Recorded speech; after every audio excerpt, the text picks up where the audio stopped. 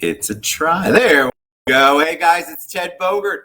Welcome back to the Ted Show. You know I love my musical guests, and we have sirens going on in the background, but we also, and they're all for this performer. Caley Rose is joining us. Hi, Caley. I'm so I set the fire alarms off. I'm setting. Yes, you are. As are you. You have been incredibly patient. Caley's going to perform for us. Give us her 411, her story, her journey. So welcome to the show. Thank you for being patient. I got to say it publicly again. Oh, you're so kind. Thank you for having me. Kidding me? Absolutely. I'm excited to have you. All right. Let's take a deep dive. They love the audience. We all love like origin story. They want to know, were you the person that sang with a hairbrush in front of the mirror, performed, or did you always have the gift? Did you just learn it late? So give us kind of a journey to where you're at now. A little recap. It was a journey, just like I'm on The Bachelor. If you know The Bachelor, you know they use that word a lot. They do. I was the kid, with any utensil I could get, standing on a play table of mine, singing. I got into voice lessons very early at age 8. I did traveling choirs across the world and operas and classical and all this stuff, and off-Broadway theater in college before I realized what I truly loved, because we only have one life and we might as well do the music and live the life that we really want. And that was pop music, when I was really honest with myself about it. But it took me a while. I was for a while a singer without a song to sing. I didn't know that songwriting needed to be a part of the equation. I worked with a couple producers and they would lead the sessions, which was very kind of them, but it wasn't truly expressing what I needed to express. Right. And it took some stops and starts and some bumps and some bad songs to get to some good songs. We should do a whole episode of songs I never want to play again, or songs I'm embarrassed by. It's true. Mortified is more maybe the word I would use. But I thought I had good ideas at the time, and it took those songs to get me here. So I have to be grateful for it, because when I finally recognized that I wanted to be a songwriter and that I had something to say, because for years I thought, I've been training as a singer since I was 8 years old, I should trust the knowledge and expertise of other people who have always been writers. But I was a writer. I was writing poems and journaling constantly. And I was like a star student in English and the editor of I didn't recognize that I could put that into a song until I finally did. And then I found the Songwriting School of Los Angeles. And I got on the right path. And it was as if the doors opened up where they had been, it seemed like they were locked before. You know what I love about that story? That's the first time, and I've interviewed a ton of musical artists. Yeah. I find that interesting because most of them were songwriters. Like they knew that they did it. Like they did it before they began performing. So I'm fascinated by how did you have the gift innately? Because I would be like, okay, roses are red, violets are blue. How do I make this song make sense? So if you didn't do it before, you talk about the transition being a little bit bad and maybe some songs not being so great. What was that like? What did you have to do for yourself? Meditate, read a whole bunch of stuff. What was the process so that you did know you were able to become a songwriter that could perform really great songs? Yeah, I mean, I wrote my first song when I was like 10. I wrote it was garbage, but it was there. They were there, and I just didn't realize, because I was so used to letting someone else take the wheel, or thought that it was a smart thing to let someone else take the wheel. And it did come down to meditating, and it frustrates me a lot of times when that's someone's response. When I wanted to be a better actor, I reached out to my acting coach, and everything was working for him. And I was like, what finally did it? Did you go to this class, or did you get new headshots? Because that always seemed like the key. And he said, I got really quiet with myself and I manifested and all these things. And it was such a frustrating response. But in the end, that's so honest. Yeah. Oh, I was livid. You want the formula. You want the magic step 1, 2, 3, and then you're there. Totally. And I was such a student. So I was like, whatever I need to do, I'll do. Do I need to get new headshots? I'll get new headshots. But that wasn't even my passion. I was just trying to be an actor in order to be a musician, because I thought Broadway was the thing. So that was a whole other, set of mistakes. So I've made them all. But yeah, finally, it took a leap. It was was, years of wanting music to be on the front burner, not allowing music to be on the burner. And then one day, finally, I was going to take a class because I wanted to immerse myself in something for a little while. And it could have been voiceover, it could have been hosting, it could have been all these different things. And I was like, I promised myself I'm going to do music, but it was like music was too near and dear to my heart. So I made it too precious, Yes. and it seemed like too fun, too exciting to have that kind of life in music. It almost seemed like Yes. too good to be true if I could spend my life on music. And then I finally did my songwriting class, and then it became apparent that I could be writing songs every day. I could be doing music every day. So thank So God. what was the transition like as an adult? Because you did it as a kid, you loved Mm, it. No stage was fearful. You weren't fearful of any stage, it's but true. it's so different when you have to be an adult and you have a passion, you have a gift, but yet you still Mm, have to pay the bills. We have a lot of absolutely. songwriters and singers and performers that ask me that and ask me to Yeah. ask you all. So, Yeah. how did you do it? How are you balancing adulting with your passion?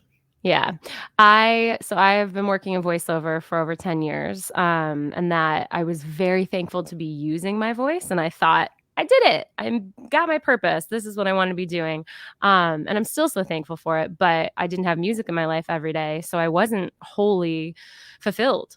But I still do voiceover. I'm very thankful for it, but that was what was paying the bills. And to not fully be available all day, to be in a songwriting session with other people for 3 hours and say, okay, I'm going to block off this time. I can't do an audition for voiceover during that time was terrifying. But so was quitting Starbucks when I got into voiceover. So you Correct. need to take those leaps. And I do feel like, whatever higher power you believe in will be there to catch you, but it's scary. And I did have savings, luckily. And my husband is very helpful, because I was helping him for a while, and now, in the beginning, he supported this dream. So having that teammate was very helpful. It's But huge. I never would want people to think, oh yeah, her husband's bankrolling. No, like I worked really hard. I supported him for, it helped him in the beginning of our relationship. And then we got to take that passing of the baton and use my savings, and I still do voiceover. I still work. It's just every single day is a juggling act. And you're still working it, you're Mm, balancing it the way that you want to instead of being mhm. primarily reliant on the voiceover work. Totally. You've Yeah. made it, you've switched it up. So what's that like in the process? You mentioned songwriting, obviously, and you mentioned collaboration. So we've had Mm, artists on that only do solo. They don't mm. know how to collaborate, they don't enjoy it. And then I have artists that only like to collaborate and do most of their songwriting with someone else or another group. What's your way? It depends on the song for me. In the beginning, again, I didn't trust myself, and so I thought I could only co-write, and I was really afraid of that being the case. But then, a certain song would just come to me, and I'd flesh it out a little bit on my own, and then it's 2 different arts. Co-writing is a very different skill than writing on your own, because I can sit and tinker for hours on one line, silently by myself. But when I'm in a room with people, it can't all be silent. You have to be a collaborative person thinking out verbally, really, verbalizing your thoughts. So it is 2 different arts in that way. It is. I think some people are meant to collaborate. Mhm. And I think that whenever you're doing anything creative, you really have to go wherever that takes you. So if you're Mhm. following, but there are some people that have got on and said, I literally would never write a song with anybody. I can't imagine singing someone else's song. Yeah, But I think being open to that whole process is a much absolutely. better way to approach it. So, what motivates Absolutely. you on the music when you get an idea? Like I just joked about roses are red. It's all relationship driven. Is it something you saw on TV? What gets those creative juices flowing? Which I imagine are every Mhm. single day. Can I add one more thing? Because I want anybody who's Please. hearing this, there are certain times where, like, one of my favorite songs right now, I started in a co-write. Someone said one line, and that just really, like, kinda hit me. We started working with that, started working with that. I tried to come up with melodies for it. It just wasn't working in the co-write. I realized I needed to take some space to myself, which for someone who used to hate being alone, didn't think that they could create on their own, to realize I needed to step away from that co-write and say, you know what, I need to listen to whatever's going on in here and use this. I stepped away. I wrote a ton of lyrics on my own. And then, then I brought it to another friend. I brought her into the co-write because I figured that she would be really good at helping me fine tune the things that I needed. So I just go to say that because there are times where you realize, you know what? Co-writing is not right for this song right in this moment for me. And I'm so glad I listened to myself because that was such a lesson.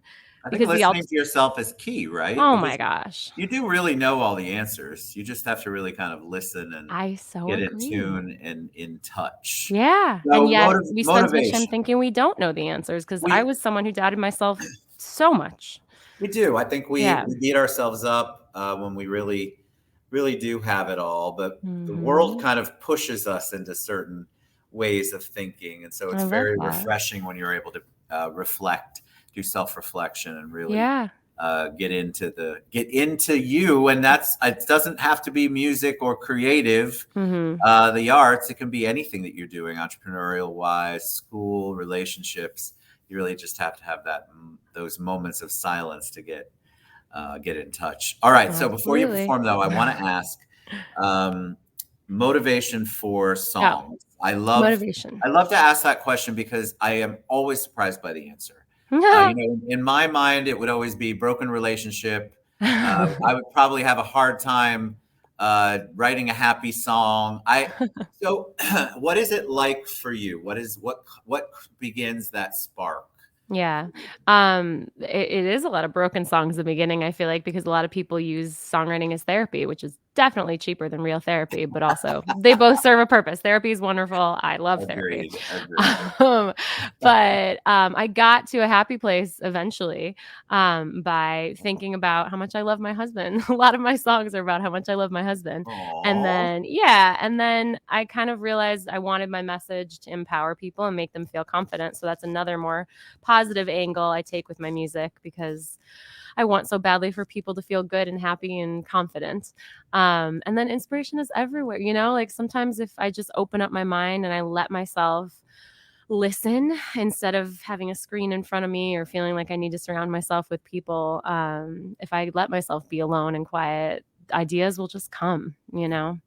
And you have to, if you open, people underestimate the value of that. If you really do Mm, try to learn how to open up, and it can be, sometimes you have to struggle with it. You have to go through it. It's not, for most people, it's not a natural thing because you're so used to deflecting all of the other outside things that are coming at you a million miles a minute. But yeah, absolutely. I love the opening up. All right, I'm going to stop talking. I'm going to take myself off. No, I love Tell us talking to what, you. tell us what you're going to perform and give us a little background on it, and then Yes. take it away. So gosh, I was going back and forth, back and forth. Should it be empowering or heartfelt? But one of my recent releases, Fight Like a Girl, is very different in the production side than when I take it to acoustic. There is a piano in front of me. There it is. And so I figured I would do an acoustic version of that. And Wonderful. then, yeah, and then I stream on Twitch regularly. And every time I get a new follower, I sing something new. And I close every show with it too, in order for people to get really happy when I send them on All their right. way. So Wonderful. this is Fight Like a Girl, the acoustic version. Driving into work in a world she don't belong. She's grinding every day for the life she wants. She's fighting, she's fighting. She earns her 80 cents, drinks her coffee strong. She keeps her cool when the pressure is on. She's fighting, she's fighting. She taught me life's not easy. She showed me to take the lead. I gotta fight, fight, fight like a girl. She taught me nothing comes free. She showed me that I'm all I need. Fight, fight, fight like a girl. Fight, fight, fight like a girl. Now I'm the one who's got cool hands on the wheel. I'm racing home stretch. I'm a woman of steel. I'm fighting, I'm fighting.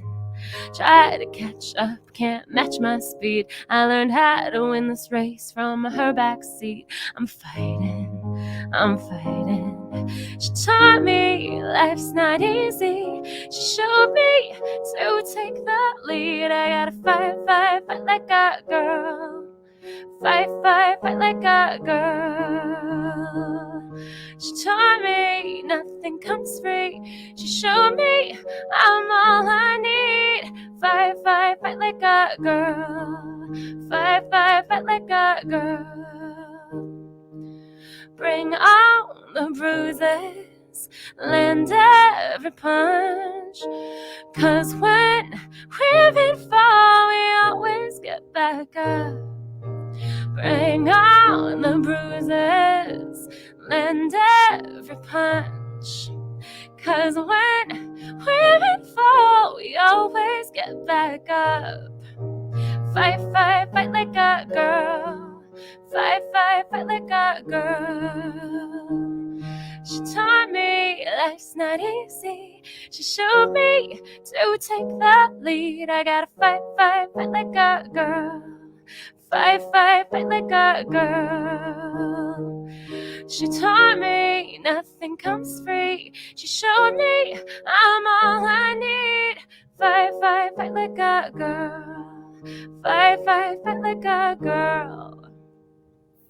My God. That's that one. They're beautiful. And I'm going to tell Thank you, you. and I mean that. And I take myself off just in case you're bad. That's the secret. Because my face will certainly show it. That was beautiful. But I want to tell you the thing that most stuck out with me is you smiled through it. I loved that because a lot of times there's this intensity, which I get, and the song's powerful, it's motivating, it's empowering. But what I loved is seeing you were obviously enjoying it and feeling it. And I think a lot of times artists forget that it's okay to smile, especially if it's a song that is empowering. And so kudos to you. The voice is beautiful, and I loved the words and the performance. But I loved you could hear your emotions, but you could also see them. Thank you so much. I think that from a performance perspective is very kind. Beautiful. All right. Tell them the best way they can find you. How can they download your music, buy it, follow you, all that good stuff? All the good stuff. I am at Caley Rose everywhere. It's Caley, Rose as in the flower, except for TikTok where I'm at Caley Rose Music. Somebody already had that Caley Rose. And you can find me on Spotify, Apple Music, all the things. I just released my latest single, which is very empowering. It has throwback vibes and it's very poppy, good for workouts. It's called Game Over. You're a joy. Please come back on anytime. I promise it won't take 6 years. Next time, anytime you have something to release. I loved that. I understand. Thank you so much. Should I do my closer still? Yeah. Oh, we're gonna do 2 or 1? You can. You want to do a second? We'll have you take it out. Take us out. Yes. All right. This is something new, and I teach this in shows because it's really fun to sing along with. And I wrote this on the very day that I realized that I was pregnant. So I had a co-writing session that night. Yeah, and this melody just came to me, and it is a happy song, so it goes like this. Ba-da, ba-da, ba-da, ba-da, ba-da, ba-da-da-da. You're my something new. So now you know it, and you can sing along, and I'm going to start, and then you'll hear the chorus. Okay. Someday I'll tell you how it all began. A spicy margarita in my hand. He was as tall as he said online. He opened doors, showed up on time. I knew it was my last first date. They were stacking chairs, sweeping the place. He took me to the water and leaned in. Lucky the waves were the only ones listening. Close your eyes, make a wish. If you tell, you just might jinx it. But I want to tell the whole world I've got something new. Ba-da, ba-da, ba-da, ba-da, ba-da, ba-da, da-da. You're my something new. Ba-da, ba-da, ba-da, ba-da, ba-da, ba-da, da-da. Baby, you're my something new. Someday I'll tell you how it all began. 2 pink lines in my hand. You were small as a poppy seed. The day our world went from 2 to 3. Close your eyes, make a wish. If you tell, you just might jinx it. But I want to tell the whole whole world. I've got something new. Ba-da, ba-da, ba-da-da, ba-da, ba-da, ba-da-da-da. You're my something new. Ba-da, ba-da, ba-da-da, ba-da, ba-da, ba-da-da-da. Ted Bogart, you're my something new. Throw a party, drink champagne, paint the sky with a pink or blue plane. Don't let your fear make you stop. Blow out the candles and shout from the rooftops. Ba-da, ba-da, ba-da-da, ba-da, ba-da, ba-da-da-da. Now, if you're at home, you're probably alone. Sing along. You're my something new. Ba-da, ba-da, ba-da-da, ba-da, ba-da, ba-da-da-da. Ted, you are my something new.